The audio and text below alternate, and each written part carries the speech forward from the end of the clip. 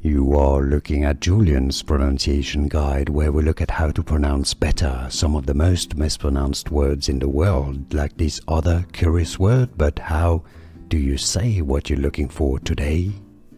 Alright, let's learn how to pronounce these phrases. There's going to be at least two different pronunciations, British English and American English. So let's look at the reference first. British English, UK, catalytic. Catalytic, stress on the li syllable.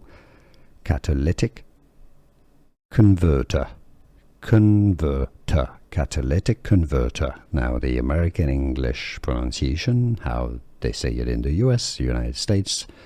Catalytic with a flap T. Catalytic, two flap T's that sound like D's. Catalytic converter. Again, a flap T that sounds like a D. So it's essentially all D sounds in American English, even though they're all T's. Catalytic converter, American English, or catalytic converter.